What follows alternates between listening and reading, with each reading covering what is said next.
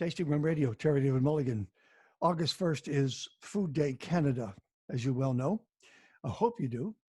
And there's not enough chefs in the world to talk to get the story right.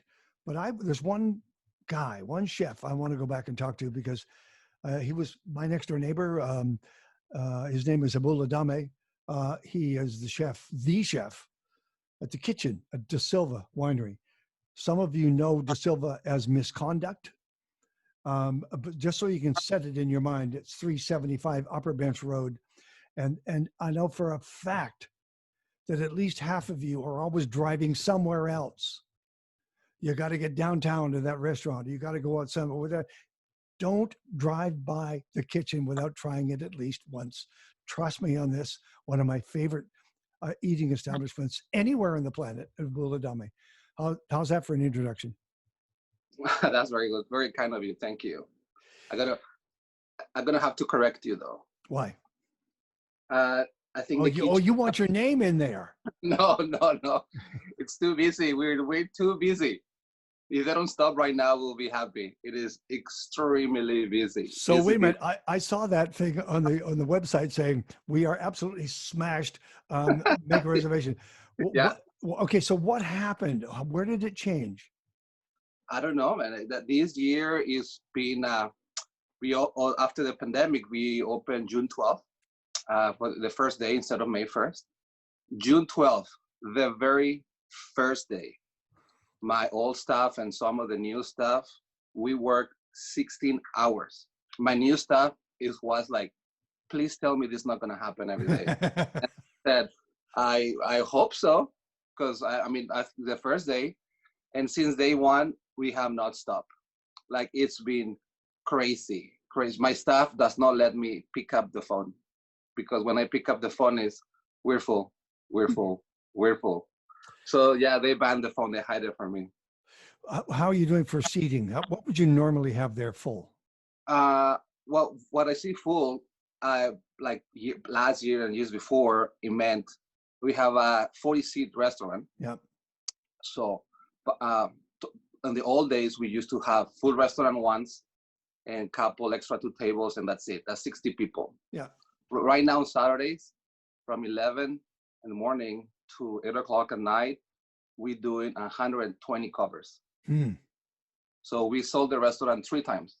So it's too much. It's way too much. I actually redo the menu yesterday. I shorted a little bit because I have no time to prep. It is overwhelmingly busy. You use a phrase on your website. It says, this is old school. Exactly. Right? I trying to now describe the kitchen as the real definition of a hole in the wall. I love that about the kitchen. Well, that was the first thing. The second thing was I knew you're cooking and I wanted to follow where you were going. Third, what came out of your kitchen, that chef's surprise, whatever you're cooking. Yeah. I'm totally giving myself to you and that food. It's exactly, until today. There is now we had trying to control it now, because now most people, that's what they want to do. Because there's some days that I have the whole restaurant without just me sending food. So now we put up to 3-4 tables, because sometimes I get confused in my head. I have to, and the most important thing people to understand, I'm not just send food. I have to go and have a feeling for the people. Sure. So I know I cannot cross boundaries or keep it safe, right? So like if you come and you sit down and I know you, I kind of know what can make you happy. Like with you, for example, I know from the get-go I have to have some Mexican influence. Yeah. Because you love that. A little bit spice, maybe some beans there, some reflection of street food you will like, because I know you will like that stuff. But everybody's different, so I have to have a feeling for the people. I have to talk to them. But right now I have no time to go outside and talk to them, so I have to look through the window and look and have a kind of a quick look. They look, okay. And we take an angle. Sometimes it's good, sometimes like not so good. Some of us don't pass the audition. I like that. Okay. That's right. Now I should let you know, even though I'm familiar with the food and chef, this is Portuguese tapas with Mexican influence and spicing. It again is old school. And I love this quote from you. You may like talking about your food. You may Yeah. like it. You may not like it. Either Mhm. way, I thank you because I Mhm. no longer cook to impress. That's right. I all the food, it is simple. It is no the kitchen. It's a place where I have, like I said, my son is cooking. His friends are cooking. The oldest kid working is 17, and it's just a bunch of friends now and family that we put a long hours and follow my directions to do how I like to eat. Yeah. And I put it on the plate, and that's it. There's no tweezers, there's no brigade put in a plate. So it's a piece of protein or vegetables in your plate, and that's it. Either you like it or you hate it, and that's it. It comes from the heart. It comes from the long hours of preparation before that. And like I said, right now, like we close at 8 o'clock. From 8 o'clock to 12, we prep for the next day. Wow. Yeah, because otherwise we will have no time. The Okay. oven. Yeah. Wow. I'm so impressed. We're talking about the kitchen at De Silva Winery on the Naramata Bench, 375 Upper Bench Road. Actually, the correct title is The Kitchen with Abul Adame at De Silva. And you want to get that right because he's the reason you're there. I mean, plus the fact that the Misconduct and De Silva make fine, fabulous wines. And it's a great hang. You're going because of the food that's coming out of that kitchen. What was I going to ask you about? Gluten-free, mostly, 99%? 99%. Unless if you order bread, then no. But other than that, it's pretty clean food. I don't use flours. I don't use glutens. It's very clean. It's just how I eat. It's not Okay. on purpose. I don't Right. follow trend. August 1st is Canada Food Day, Food Day in Canada. And they're encouraging chefs and those of us who are doing the eating to eat local. You're surrounded by farms. How much of what Yes. I'm working with is local? I have a couple of friends. My friend Steve from Kirimias, he drops back door and he just comes with whatever it is producing right now. Right now, I have a lot of fresh varietal of cucumbers, all the late cherries, tons of sour plums. Right now, and they're gonna start snow peas. So daily, constantly daily, and that's part of the chef's choice. If you use chef's choice, Yeah. that's what you will get. All the stuff that is arriving, I just put it for people. I just want to let people know when we're talking about tapas. Think about this for a second. Serrano ham with honey. These may not be on the menu. Just let me give people an example. Serrano ham with honey glazed, honey chipotle mustard, grilled chorizo, chicken and pork liver pate. Hold on a second. Meatballs with chipotle ricotta. Hold on a second. Don't go away. A veal tongue, pickled pork feet, duck leg confit, chicken hearts, and one more thing.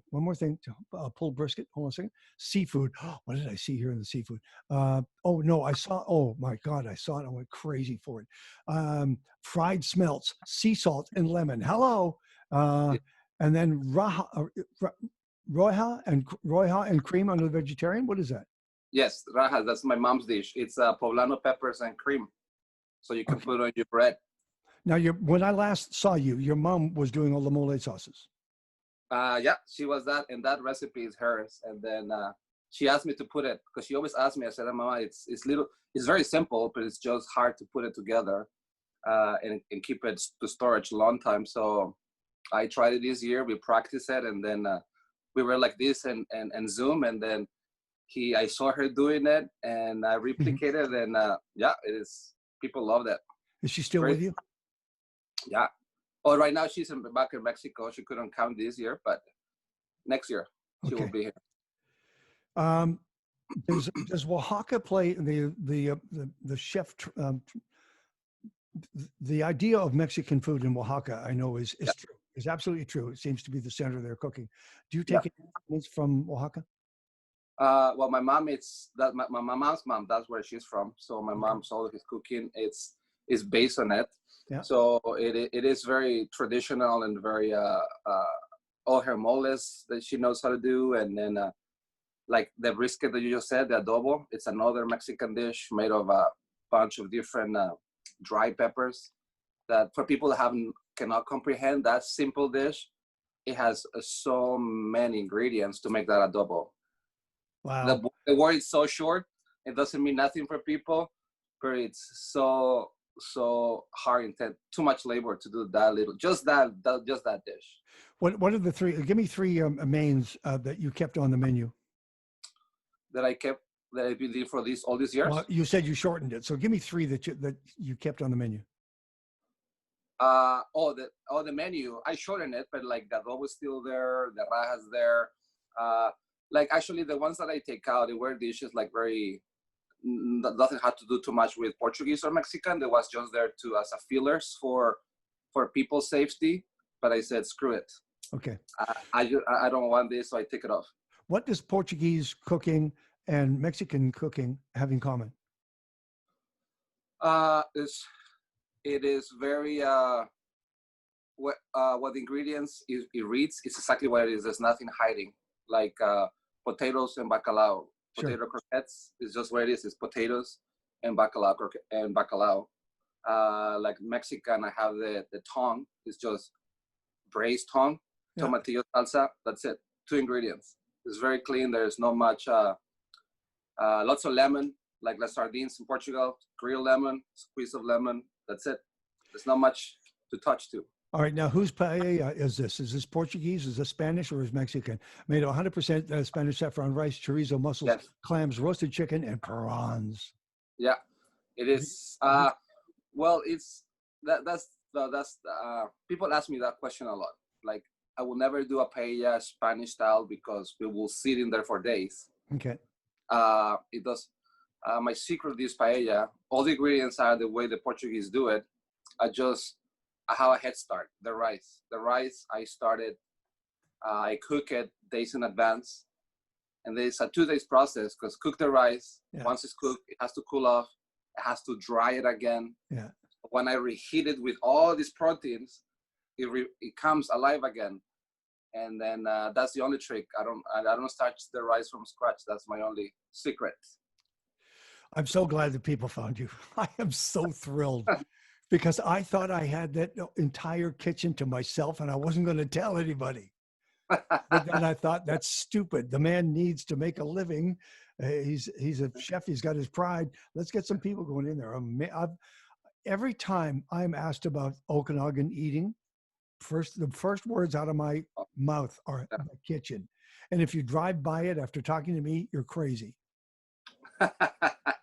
Thank you. Yes, it is. It's busy now, thankfully. It is. People drive by. If you go to Naramata, you cannot escape us. We have just a little simple sandwich board. Like I said, it doesn't see, you don't see much, but when you get into the patio, it is a beautiful view too. It is gorgeous. It is fantastic. Yeah. So what's the best way, chef, for someone to actually get in there, make a reservation and get in there? But you want them to write or you want them to phone? Phone, yes, phone. It's like I said, we have only 10 tables. Like this is long weekend, so this weekend already we're fully booked. Yeah. Unfortunately, we having people right now that just is throwing reservations and sometimes they're no show. So we have a waiting list, and then the people that work with me, they're very nice people, and they're on top of it. So if somebody doesn't show up, we give calls, or if somebody cancel, we call right away to fill up the spot. Abul, where's the cookbook? Cookbook. I have talked to a lady who wants to ask her for help, but I want a cookbook that it's not a recipe book. It's a book that has the stories of my dishes because they have memories that I have done through the past. Sure. Like a memoir. So once I figure out how can they do that, put some recipes, but it has some meaning for me through my life and to people that I get those recipes with and stories of each dishes, I will do that. I think, frankly, you know what? This book should get written? I should come up there for a week. When you're closed, and you should cook every dish for me while I talk to you. That sounds good. And then we'll record everything and then hand it off to somebody to write, and that way I get a week's of meals, and you get a book. Well, that's a good idea. If you help me, I would love that. I just don't know how to start. I don't know how to start to do that. We just started it. Okay. Okay. Oh man. All right. So what's the phone number, Mr. Chef? 1-800-855-0903, I believe. One more time. It's 1-800-855-0903. It's the kitchen. That's the kitchen, extension 2. And if I pick up the phone, I might say we're full, but just give it another shot. If somebody else pick up the phone, we'll say yes. Here's the deal. What is the best time of day to call? Between 3 and 5. Oh, in the Pacific, 3 and 5 in the afternoon. All Between right. 3 and 5. Yeah, before that, we're yam, and after that, we're yammed again. So between 3 and 5, it's a quiet spot to call. It's nice to talk to you again. Thank you, Terry. It's very nice to talk to you and see you again. You're looking good still. Thank you.